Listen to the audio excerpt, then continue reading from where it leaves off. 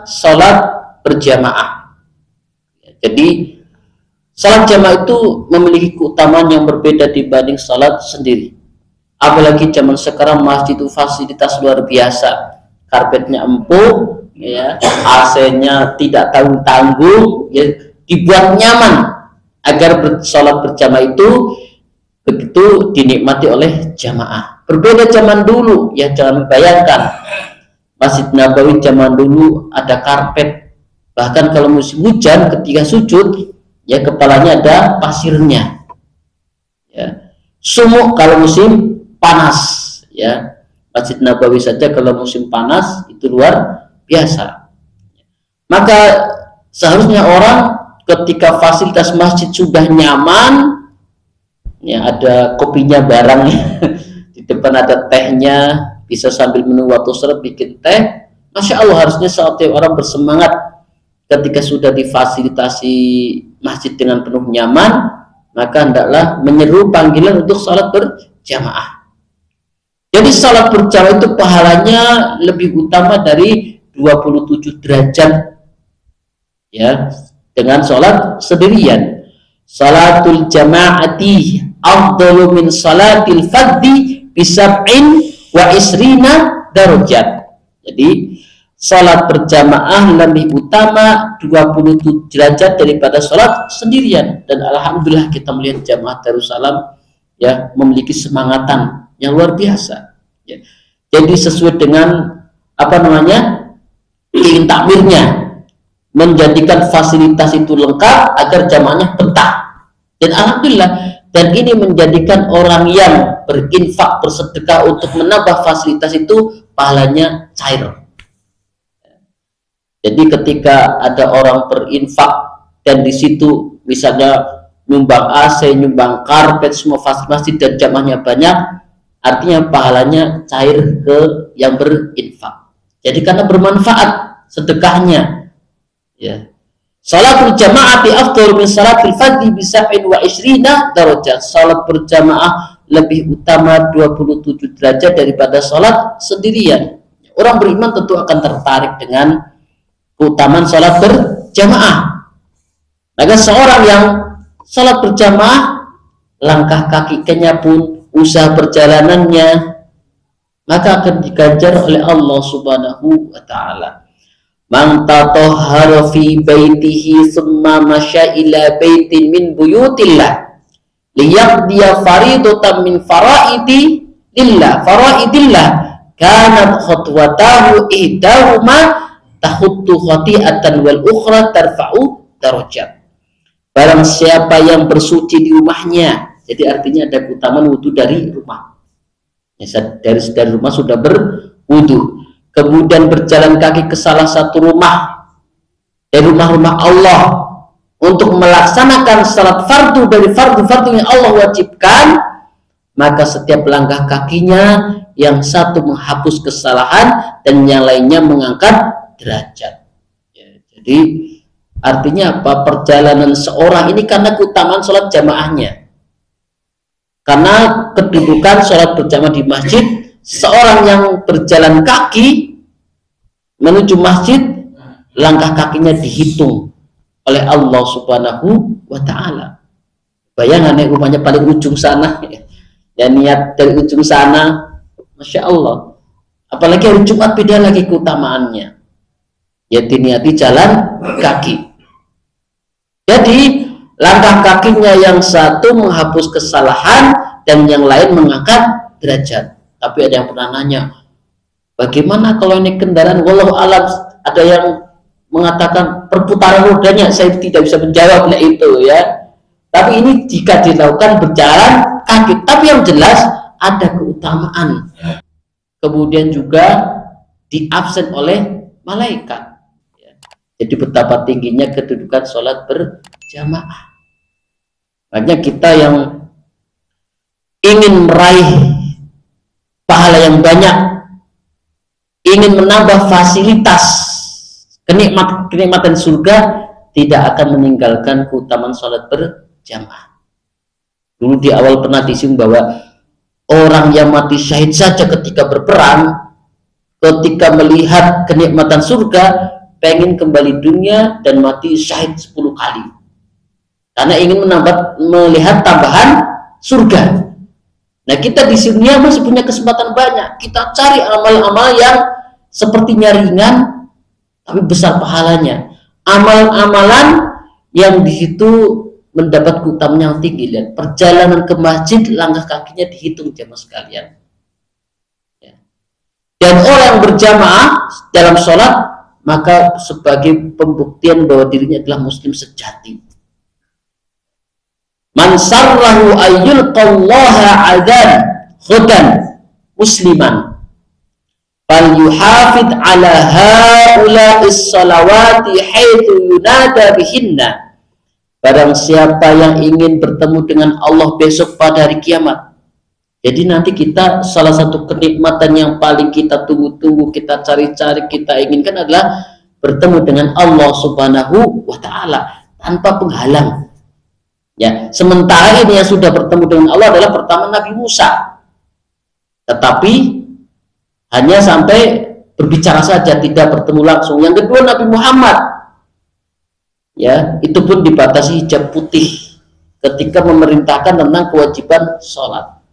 Nah, besok kita nanti di surga langsung bertemu dengan Allah dengan sejelas-jelasnya, ya, tanpa ada hijab, tanpa ada penghalang, menyalami ke rumah-rumah penghuni surga.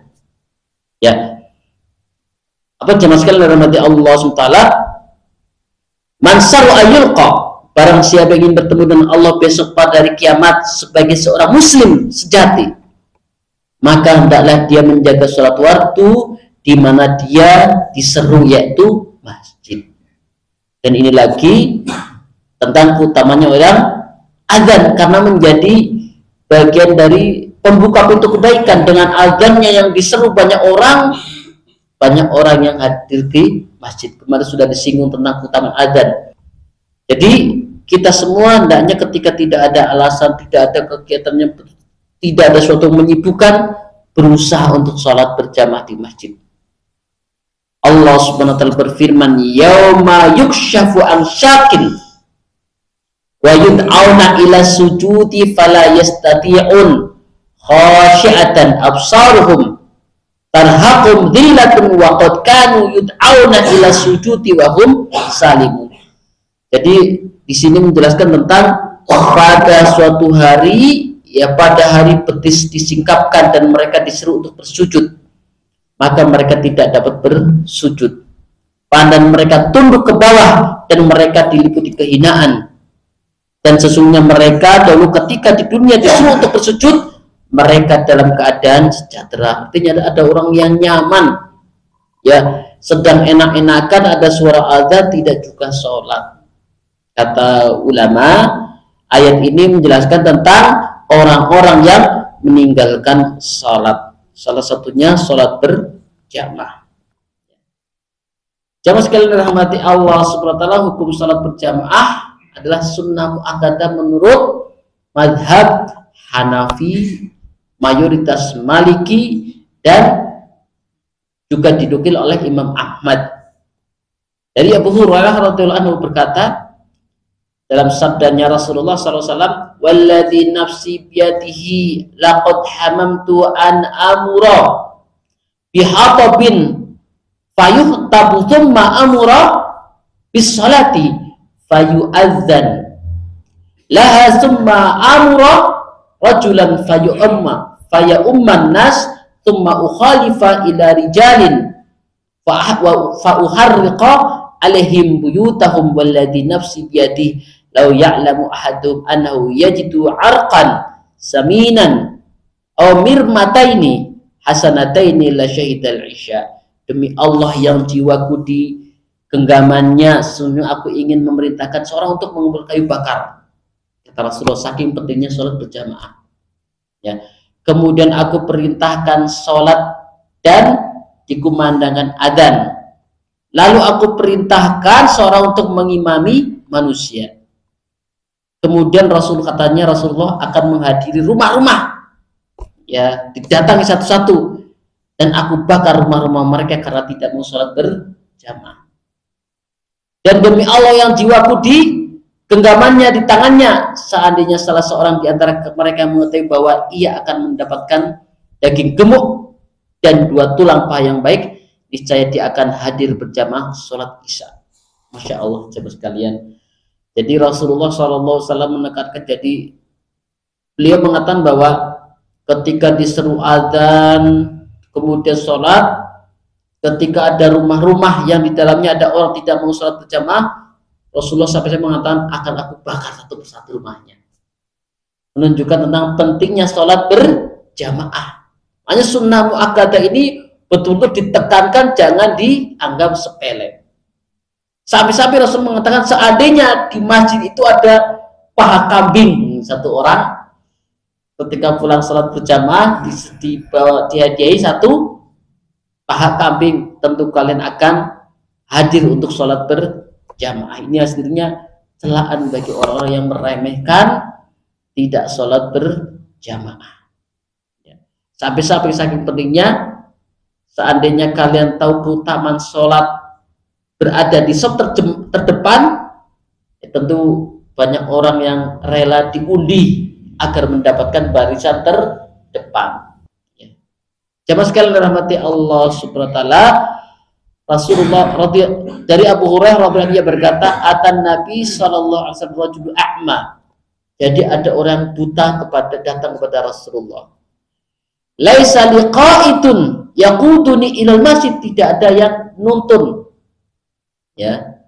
Jadi ada orang buta cerita kepada Rasulullah, "Ya Rasulullah, jadi tidak ada laisa liqa'itun, tidak ada penuntun yang untuk menuju masjid."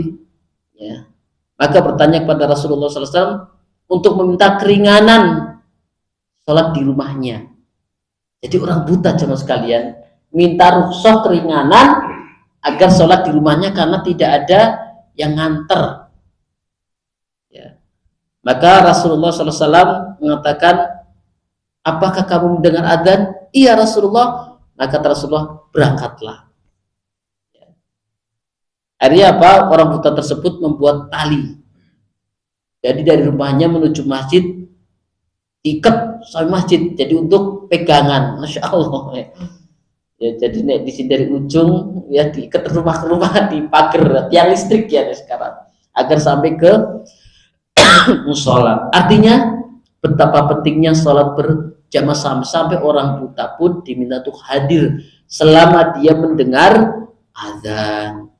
Jadi kita yang sehat, mumpung masih ada kesempatan, jangan sampai nanti ketika melihat kenikmatan surga kok nyesel, kenapa dulu saya nggak sering sholat berjamaah, kalau tahu begini jatah surganya. Ya. Kenapa dulu saya tidak sering ngaji, kalau tahu balasan ngaji itu luar biasa, tidak ada bandingannya. Saya pengen kembali ke dunia kalau dunia itu masih ada dan ngajinya lebih banyak lagi. Ya, kalau tahu, ya, sebagaimana orang yang mati di jalan Allah syahid, begitu melihat jatah surga, kau tahu begini tak ingin kembali ke dunia, tak berjuang 10 kali mati syahid agar pahalanya tambah banyak. Demikian juga kita jamaah sekalian, mumpung masih ada kesehatan, ya, mumpung masih ada kekuatan ke masjid. Kemarin beberapa hari yang lalu saya ke rumah sakit, Masya Allah, parkiran nganti penuh, kamar full, Masya Allah. Kita alhamdulillah hari masih sehat, jamaah sekalian kita manfaatkannya. Rumah sakit kamarnya bisa full begitu, yang antri obat itu luar biasa bisa penuh jemaah sekalian. Kita yang hari ini sehat di masjid, Masya Allah, nikmat. Ya, mereka yang di ruang ICU tak lihat itu, mereka sangat kangen sehat. Yang bahkan mungkin mereka berjanji nanti nak sehat mau ibadah. Jadi ingat saya pernah delik orang dirawat sampai seminggu nggak pulang-pulang. "Mas Indra, nanti nek saya sehat tak rajin ibadah, insya Allah Mas Indra akan sambil menahan sakit, sambil pegang tangan, sambil pegang tangan tak enteng." Begitu saya sehat walafiat gak nongol di masjid. Jadi sambil menahan sakit. Ya saya merasa, "Mas Indra besok nanti nek sehat insya Allah saya akan masih rajin berjamaah Mas Indra." Itu sambil ngelus tangan saya. Begitu udah sehat tak enteng kok nggak nongol di masjid, Masya Allah. Kita jamaah sekalian, mumpung masih sehat jamaah sekalian, ya, kalau memang belum tidak ada acara, ayo kita sholat berjamaah. Ya. Pak Takmir sudah memberi banyak kenyamanan, ya karpetnya tidak karpet yang ngelinting, ya. Karpetnya empuk, AC-nya sudah ditambah, masya Allah, ya, luar biasa. Sudah disediakan dispenser, nek pengen ngopi-ngopi, masya Allah, ya.